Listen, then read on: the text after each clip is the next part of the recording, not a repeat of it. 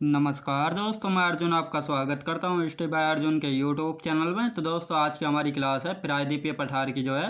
दोस्तों आज की हमारी क्लास है, तो दोस्तों वीडियो को अंत तक जरूर देखना ताकि सभी क्वेश्चन जो है आपको आसानी से याद हो जाएं। साथ ही दोस्तों अगर आप हमारे चैनल पर पहली बार आएँ तो हमारे चैनल को भी सब्सक्राइब कर लीजिएगा, साथ ही बेल आइकन को प्रेस कर लीजिएगा ताकि हमारे आने वाले वीडियो का नोटिफिकेशन जो है आप तक पहुँचता रहे। तो चलिए दोस्तों वीडियो को स्टार्ट करते हैं। यानी आज की हमारी क्लास है प्रायद्वीपीय पठार की जो है आज की हमारी दूसरी क्लास है। दोस्तों आज की क्लास में जो हम जानने वाले हैं केंद्रीय उच्च भूमि, और केंद्रीय उच्च भूमि में जो है 4 पठार आते हैं। और ये 4 पठार कौन कौन से हैं? मालवा का पठार, बुंदेलखंड का पठार, बघेलखंड का पठार और छोटा नागपुर का पठार। ये चारों के चारों कहाँ पर आते हैं? तो केंद्रीय उच्च भूमि में आते हैं ये चारों पठार। तो आज की क्लास में इन चारों के बारे में जानेंगे और पश्चिमी घाट पर्वत के बारे में जो है जानेंगे। और कल की क्लास में जो है दोस्तों हमने किसके बारे में जाना था? तो कल की क्लास में जो हमने अरावली पर्वत के बारे में, विंध्याचल पर्वत और सतपुड़ा पर्वत के बारे में जो है जाना था।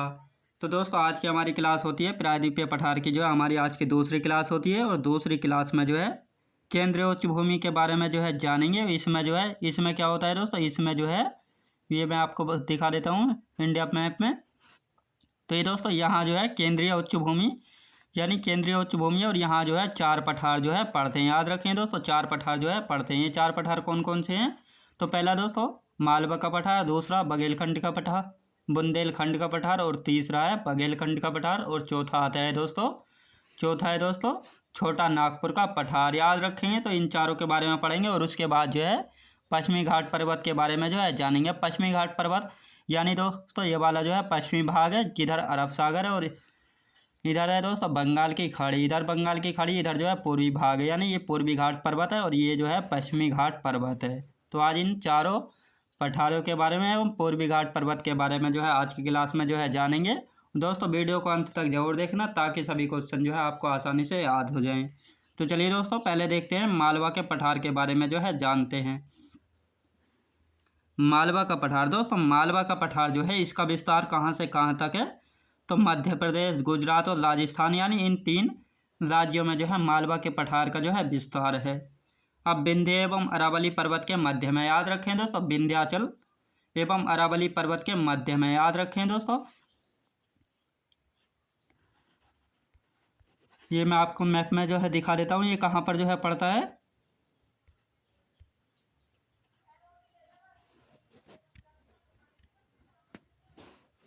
तो दोस्तों यहाँ पर जो है विंध्याचल पर्वत है, और इससे नीचे जो है सतपुड़ा पर्वत था जो कि 3 भागों में जो है डिवाइड था। और यहाँ पर जो है अरावली पर्वत था। तो केंद्रीय उच्च भूमि पर पठार जो है कहाँ पर है? यहाँ पर। और यहाँ पर जो है 4 पठार जो है स्थित है, याद रखेंगे। तो यहीं पर पड़ता है, यानी विंध्याचल पर्वत और अरावली पर्वत के जो है मध्य में पड़ता है मालवा का पठार। ढलान उत्तर से पूर्व की ओर, याद रखें दोस्तों इसका ढलान यानी स्लोप जो है वह उत्तर से जो है पूर्व की ओर होता है। याद रखिए दोस्तों, यानी जिस प्रकार किसी कमरे का, यानी ये कोई कमरा है दोस्तों, इसका ढलान जो है इस प्रकार होता है जिधर जो है पानी जाए। तो याद रखेंगे दोस्तों इसी प्रकार मालवा के पठार का जो है ढलान यानी स्लोप किधर है? तो उत्तर से पूर्व की ओर है। याद रखें दोस्तों उत्तर से जो है पूर्व की ओर है। यानी जितनी भी नदियाँ जो हैं मालवा के पठार से निकलती हैं तो वह जो है किधर की साइड बहती हैं? तो वह जो है उत्तर पूर्व की ओर जो है बहती हैं। अब यहाँ से जो है दोस्तों मालवा के पठार से जो है किन किन नदियों का जो उद्गम होता है? तो चंबल, सिंध, बेतवा, केन, इन नदियों का जो है उद्गम होता है मालवा के पठार से। और ये किसकी सहायक नदियाँ हैं? तो ये सहायक नदियाँ हैं दोस्तों यमुना नदी की सहायक नदियाँ हैं। और यमुना किसकी सहायक नदी है? यमुना जो है दोस्तों गंगा की जो है सहायक नदी है। जब मैं आपको नदियाँ पढ़ाऊँगा तो इन सभी नदियों के बारे में जो है आपको फुल डिटेल से जो है बताऊँगा। आप देखते दोस्तों, यानी मालवा का जो पठार है इसका निर्माण कैसे हुआ? तो इसका निर्माण जो है दोस्तों बेसाल्ट चट्टानों से जो है इसका निर्माण हुआ है। अब बात आती है बेसाल्ट चट्टानों का निर्माण कैसे हुआ? तो बेसाल्ट चट्टानों का निर्माण जो है ज्वालामुखी के लावा यानी मैग्मा से बेसाल्ट चट्टानों का जो है निर्माण होता है। और बेसाल्ट चट्टानों में जो है दोस्तों काली मिट्टी पाई जाती है। याद रखें दोस्तों बेसाल्ट चट्टानें जो है काली मिट्टी से बनी होती है, याद रखेंगे। यानी काली मिट्टी पाई जाती है बेसाल्ट चट्टानों में। और यह काली मिट्टी जो है कपास की खेती के लिए जो है अच्छी मानी जाती है, याद रखेंगे। यानी बेसाल्ट चट्टानों में दोस्तों काली मिट्टी पाई जाती है, और काली मिट्टी जो है कपास की खेती के लिए जो है सबसे अच्छी जो है मानी जाती है। अब देखते दोस्तों दूसरा पठार आता है बुंदेलखंड का पठार। दोस्तों इसके बारे में इतना कुछ विशेष नहीं है। बस इसके बारे में इतना विशेष है कि यह जो है उत्तर प्रदेश में मध्य प्रदेश की सीमा पर स्थित है, यानी उत्तर प्रदेश में मध्य प्रदेश में जो है इसका विस्तार है। और बुंदेलखंड के पठार में जो है उत्तर प्रदेश के 7 जिले जो है आते हैं, याद रखेंगे। अब आते हैं दोस्तों, तीसरा आता है बघेलखंड का पठार। बघेलखंड का पठार भी दोस्तों इसका विस्तार भी जो है उत्तर प्रदेश और मध्य प्रदेश में। बघेलखंड के पठार में जो है उत्तर प्रदेश के केवल 2 जिले आते हैं, जबकि बुंदेलखंड में जो है उत्तर प्रदेश के 7 जिले जो हैं आते हैं, याद रखेंगे। तो ये बुंदेलखंड का पठार और बघेलखंड का पठार यानी हमारे 3 पठार हो गए हैं। तो आप देखते हैं चौथा यानी छोटा नागपुर का पठार। दोस्तों छोटा नागपुर का पठार जो है इन चारों पठारों में जो है सबसे ज़्यादा महत्वपूर्ण है और इसी से जो है सबसे ज़्यादा क्वेश्चन जो है देखने को जो है मिलते हैं एग्जाम्स में। अब छोटे नागपुर का पठार, दोस्तों छोटे नागपुर का पठार का विस्तार यानी एक्सटेंशन कहाँ तक है, तो झारखंड, छत्तीसगढ़, पश्चिम बंगाल और उड़ीसा यानी इन 4 राज्यों में जो है छोटा नागपुर के पठार का जो है विस्तार है। लेकिन सबसे ज़्यादा विस्तार जो है छोटे नागपुर का पठार का सबसे ज़्यादा विस्तार कहाँ पर है दोस्तों, झारखंड में है। और छोटा नागपुर का पठार जो है खनिजों में समृद्ध है। खनिजों में समृद्ध यानी खनिज जो है यहाँ से बहुत मात्रा में जो है निकाले जाते हैं। अब खनिजों में भी जो है क्या निकाला जाता है, तो लोहा और कोयला जो है अधिकतम मात्रा में निकाला जाता है छोटा नागपुर के पठार से। इसे दोस्तों भारत का रुर प्रदेश कहते हैं। अब इसे भारत का रुर प्रदेश कहते हैं। रुर का मतलब होता है दोस्तों किसी से जो है कंपेयर करना यानी तुलना करना। यानी जिस प्रकार छोटे नागपुर के पठार को जो है भारत का रुर प्रदेश कहा जाता है, तो अब किसकी वजह से कहा जाता है, क्योंकि दोस्तों एक जर्मनी देश है और जर्मनी देश में एक रुर शहर है, वहाँ से भी जो है दोस्तों कोयला और लोहा जो है अधिकतम मात्रा में निकाला जाता है। तो इसी प्रकार जो है छोटा नागपुर के पठार से भी जो है लोहा और कोयला अधिकतम मात्रा में निकाला जाता है। तो इसी यानी जर्मनी के रुर शहर की कल्पना यानी कंपेयर करते हुए जो है तुलना करते हुए जो है इसको भारत का रुर प्रदेश जो है कहा जाने लगा है। तो इस प्रकार जो है दोस्तों इसका नाम भारत का रुर प्रदेश जो है पड़ा है, याद रखेंगे।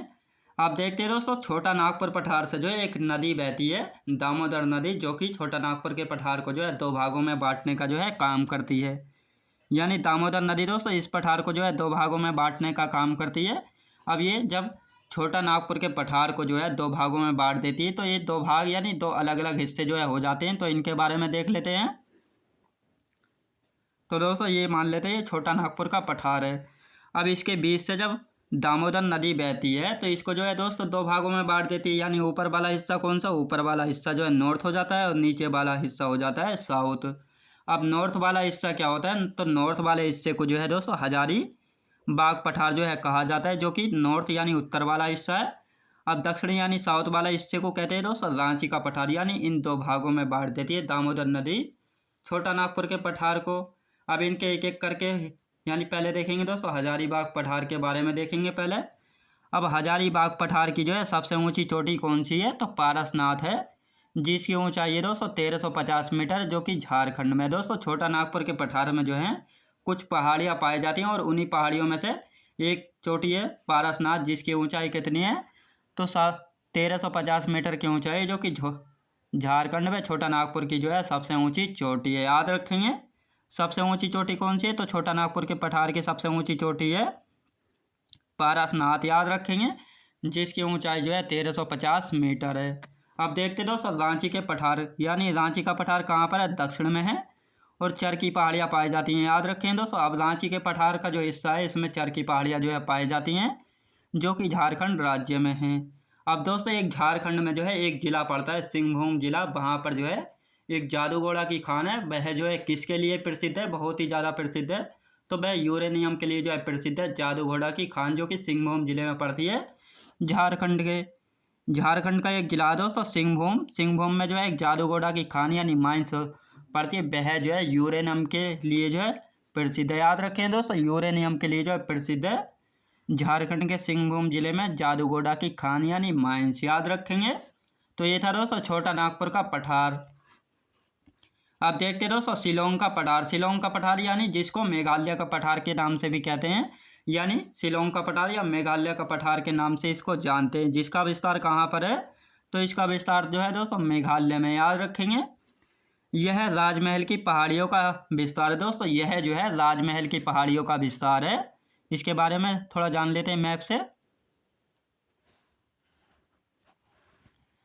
तो यह जो है दोस्तों राजमहल की पहाड़ियों का विस्तार है। यानी दोस्तों जब यहाँ से राजमहल की पहाड़ियों का विस्तार, यानी इधर पूर्वी उत्तर, यानी क्या था दोस्तों, इधर जो है मेघालय है, तो इसका विस्तार जो है मेघालय, जब यहाँ से यानी ब्रह्मपुत्र नदी और गंगा नदी आपस में यहाँ पर मिल जाती हैं, तो यह जो राजमहल की पहाड़ियों को जो है काट देती हैं। याद रखें दोस्तों, काट देती हैं। तो इसका इधर का जो पूरब का भाग जो है पड़ता है, उसी को जो है मेघालय का पठार जो है कहा जाता है, जो कि मेघालय में जो है पड़ता है। लेकिन वर्तमान की बात की जाए कि राजमहल की पहाड़ियाँ कहाँ पर है, तो राजमहल की पहाड़ियाँ जो हैं वर्तमान में कहाँ पर है दोस्तों, वर्तमान में जो हैं ये पड़ती हैं झारखंड राज्य में। याद रखें दोस्तों, झारखंड राज्य में। और यह जो है प्रायद्वीपीय पठार का भाग है, यानी प्रायद्वीपीय पठार का भाग है। और मेघालय के पठार की पहाड़ी है दोस्तों, मेघालय के पठार में जो है, यानी ये जो मेघालय का पठार है ये पड़ती हैं, तो इसमें जो है दोस्तों 5 पहाड़ियाँ आती हैं। 5 पहाड़ियाँ आती हैं, जिनमें से 3 पहाड़ियाँ पड़ती हैं दोस्तों मेघालय में, और 2 पहाड़ियाँ आती हैं किसमें, 2 पहाड़ियाँ पड़ती हैं असम में। याद रखेंगे, यानी मेघालय के पठार में 5 पहाड़ियाँ आती हैं। मेघालय के पठार का कुछ भाग जो है असम राज्य तक जाता है, तो 2 पहाड़ियाँ वहाँ पड़ती हैं और 3 पहाड़ियाँ जो हैं मेघालय में पड़ती हैं। अब पहले देख लेते हैं दोस्तों मेघालय की, यानी मेघालय में 3 पहाड़ियाँ कौन कौन सी हैं। तो पहली है दोस्तों खासी पहाड़ी। खासी पहाड़ी जो है कहाँ पर है, खासी पहाड़ी मेघालय में है। यहाँ पर चेरा दोस्तों मासिनराम में जो है विश्व की सबसे अधिक वर्षा हुई है दोस्तों। मासिनराम में जो है विश्व की सबसे अधिक वर्षा होती है, जहाँ पर जो है 1150 सेंटीमीटर वर्षा जो है मापी गई। लेकिन मासिनराम से पहले जो है चेरापूंजी में जो है मापी गई थी। कहाँ पर दोस्तों, चेरापूंजी में जो है मापी गई थी। पहला चेरापूंजी था, लेकिन अब जो है मासिनराम है। और मासिनराम जो है विश्व का सबसे अधिक वर्षा वाला क्षेत्र बन गया है, जहाँ पर वार्षिक वर्षा जो है 1150 सेंटीमीटर जो है होती मापी गई है। और मेघालय की राजधानी दोस्तों, मेघालय की राजधानी शिलोंग जो है इन्हीं खासी पहाड़ियों पर पड़ती है। याद रखें दोस्तों, खासी पहाड़ियों पर स्थित है मेघालय की राजधानी शिलोंग। अब दूसरी है दोस्तों गारो पहाड़ी और जयंतिया पहाड़ी, ये भी कहाँ पर स्थित है, तो ये भी जो है मेघालय के पठार में स्थित है। साथ ही ये दोस्तों ये तीनों जो है यहाँ की मेघालय राज्य की जो है जनजातियाँ भी हैं। याद रखेंगे, यानी ट्राइब्स भी हैं कहाँ की, मेघालय राज्य की। अब 2 पहाड़ियाँ आती हैं असम राज्य में। कौन कौन से दोस्तों, मिकिर पहाड़ी और रेगमा पहाड़ी। ये कहाँ पर पड़ती हैं, ये असम राज्य में है, मिकिर और रेगमा पहाड़ी। साथ ही दोस्तों ये भी जो है असम राज्य की पहाड़ी हैं, और इन्हीं के नाम पर जो है यहाँ पर जनजातियाँ भी रहती हैं, मिकिर व रेगमा जनजाति। याद रखेंगे। अब देखते हैं दोस्तों पश्चिमी घाट पर्वत, जिसको एक भ्रंश कगार भी जो है कहा गया है। अब भ्रंश कगार इसको क्यों कहा गया है दोस्तों, यह जो है एक पर्वत जो है दिखाई देता है, लेकिन पर्वत जैसा है नहीं। इसको जो है पर्वत मानते हैं, लेकिन ये पर्वत जो है देखने में पर्वत जो है नहीं लगता है, क्योंकि इसकी ऊंचाई जो है कितनी है, 1200 मीटर है। याद रखेंगे, इसीलिए इसको जो है एक भ्रंश कगार जो है कहा जाता है। क्योंकि अब मैं इसको मैप में आपको दिखा देता हूँ कि कहाँ पर है